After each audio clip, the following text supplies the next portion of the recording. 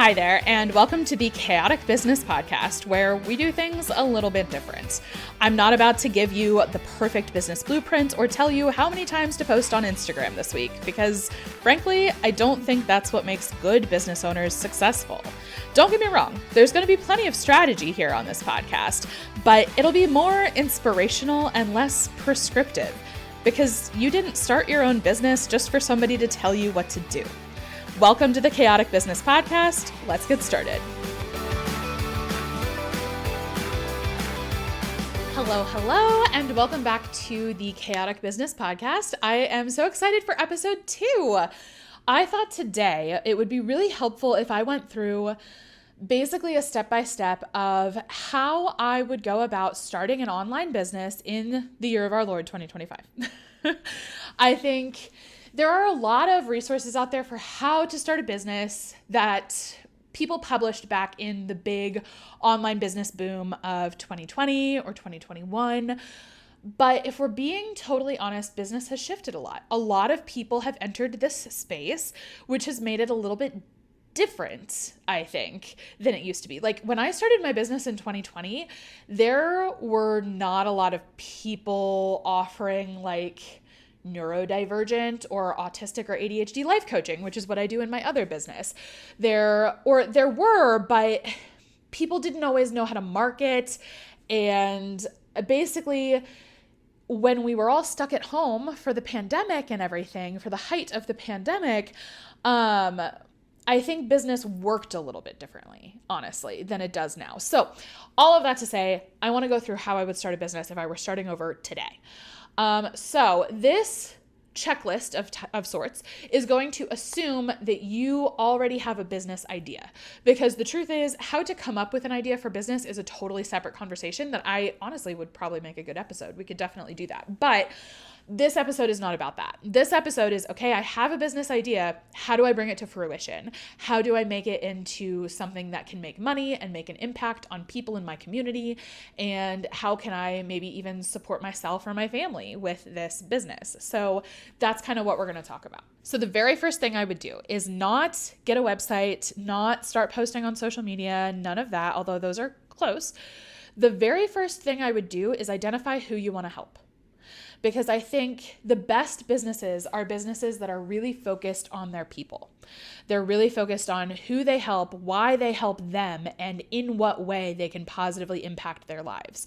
I think if you keep your people at the center of your business, you are going to be infinitely more successful. Now, back in 2020, there was a really popular exercise called like the ideal avatar exercise, where you were supposed to identify your ideal person's age and gender and their job and what car they drove and their Starbucks order. And you were supposed to like know all this really hyper specific stuff about them.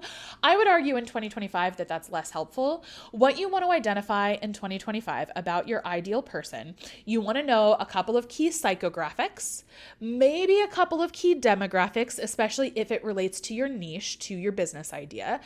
And you want to be able to identify at least 3 actual physical actions they are doing or not doing on a daily basis that is related to your business. So for example, in my other business, the Neurocuriosity Club, which I will link in the show notes or the description or wherever, in case you want to check it out, I serve people who are autistic, ADHD, or both.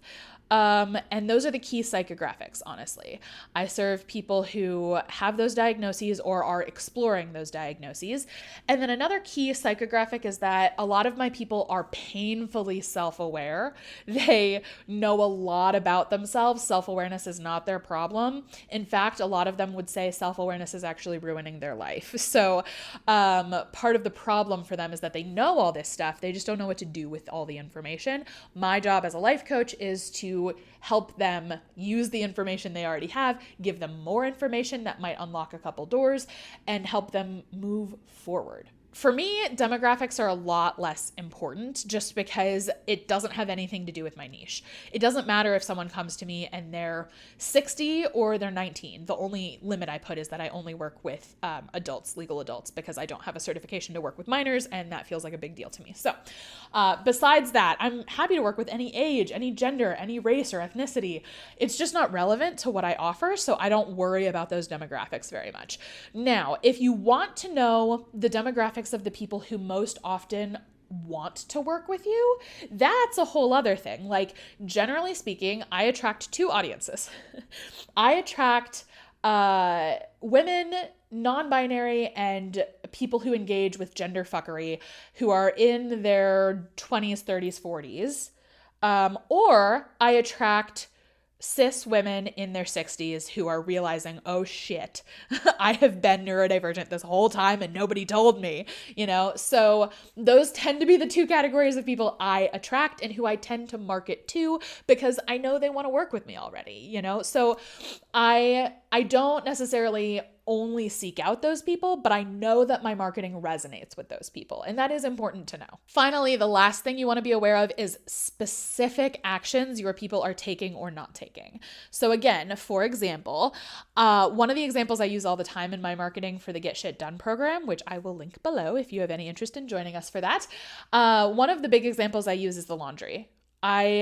I know one of the specific actions my people are taking is they are starting the laundry. They put it in the washer. They're ready to go. 2 days later, they walk in. The laundry room stinks, and they realize they forgot wet clothes in the washer again.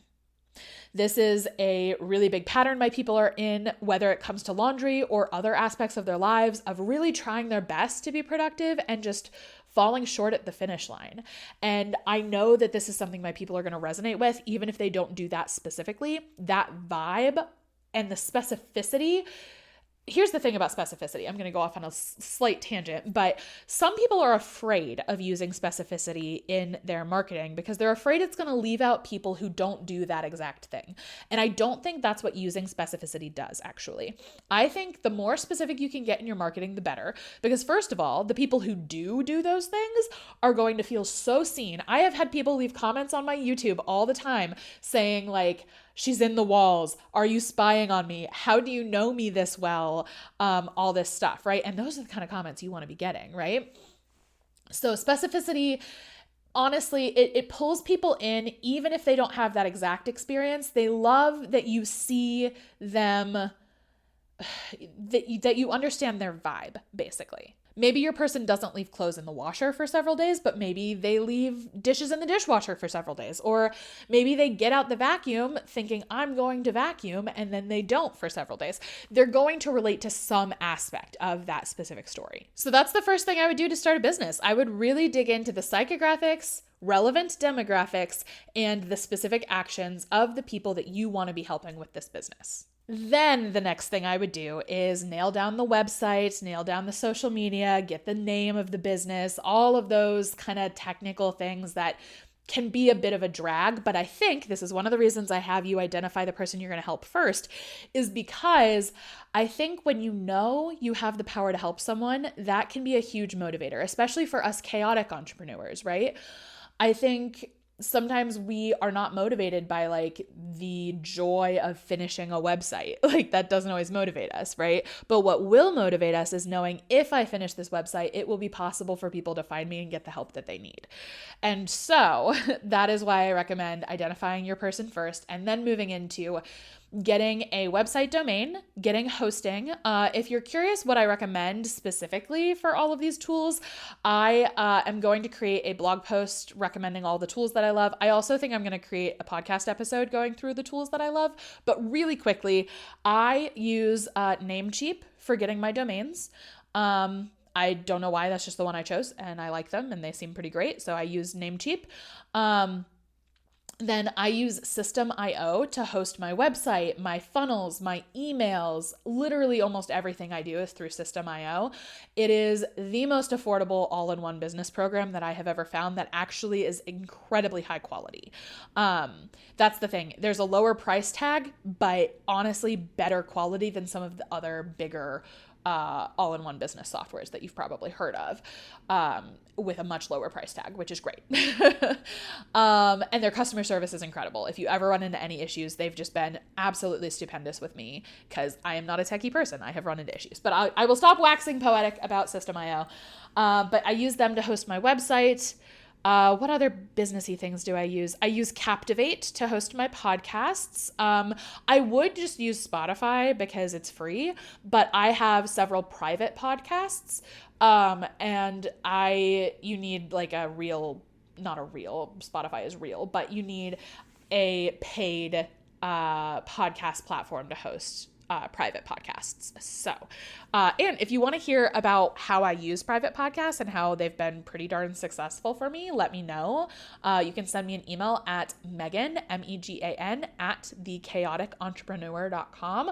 Or if you're watching this on YouTube, you can leave a comment and let me know if you would like to hear more about private podcasts. So in addition to your website, you're also going to want to secure the social media handles with your business's name, or as close to it as you can get. And I would recommend, honestly, getting the handles for all of the main social media platforms, from Instagram and Facebook to TikTok, YouTube, maybe even LinkedIn or Threads. You just want to get them all so that other fake scammers, once you blow up and your content's everywhere, scammers can't use your name on another platform to trick people into thinking it's you. We don't want to run into that problem. It's better to just grab those usernames early on. All right, here's where we get into the super juicy part. This is where you're going to identify a problem that you can help people solve. This is an exercise that a business coach gave me years ago, and I still use it to this day when I'm feeling stuck. I want you to write out on a couple of sheets of paper, you're going to need a few, numbers 1 through 100. And then I want you to list out 100 things you either have overcome or you are in the process of overcoming, you are currently healing from and working on. You might be like, Megan, I've overcome 4 things in my life. I'm very privileged. No, even with tremendous amounts of privilege, you are a person. You are complex and interesting. And the thing about running a business, especially with content creation being a huge part of most of our businesses nowadays, is that you have to believe that you're interesting, and you have to believe that you have something interesting to say. Otherwise, why are you starting a business? You might say, Megan, I have one really big thing that I have overcome and I know I'm good at. I don't need to list out 100. And if you know your thing, fine, you can skip this. But even if you know your niche and your business idea, there's probably a lot of micro problems that you could help people solve.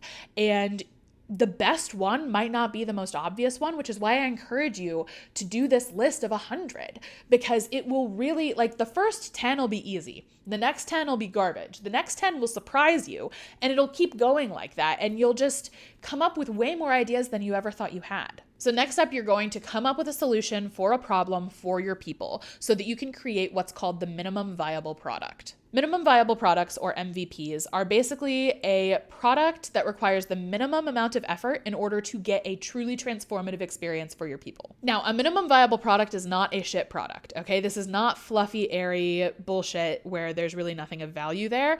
When I say minimum effort, I don't mean no effort. What I mean is you don't want to spend 6 months building out a course and make that your first product, because you want to build out a product that basically proves that your concept has legs, that you really can get people a transformation, you really can help people. And you want to invest time and energy trying to get people that transformation, but you want to keep a lid on it so that it doesn't just keep expanding and eating up all your time, and you're still not making money and you're still not helping people, right? You're just spinning your wheels, thinking and thinking and thinking. A minimum viable product is designed to help overcome some of that overthinking, where you say, okay, I want to help people who think they might be autistic, but they're not sure. I can't diagnose anything because I'm not a doctor, not a therapist, but that doesn't mean I can't help, right? So I designed something called the Autism Discovery Binder. This took me several hours to put together. It took several days, or I think maybe even weeks, for me to put together, but it is a series of Google Sheets that helps people track their traits and symptoms, including when, the frequency that they experience them, how they cope, how they've coped in the past. It includes links to reliable self-assessments, links to studies that they can then print out, read, annotate. And it also includes lots of journal prompts that I've come up with myself. And so I put all of this together and I sell it for $25. And people tell me all the time what an amazing difference it makes in their world, in their life. This is a minimum viable product. It didn't require months of work, but it still gets people a really good transformation. It doesn't solve all their problems, but it solves a problem. Then the next step is to get to work creating that minimum viable product. I want you to make it, and I want you to make it within 2 weeks. Because here's the thing about business that I think a lot of people get wrong.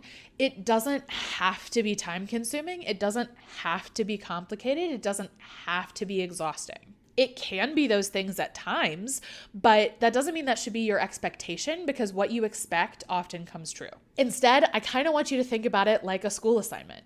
You would never say like, oh, professor, I can't turn in this paper even though we had 6 weeks to do it because that wasn't long enough. I need more time.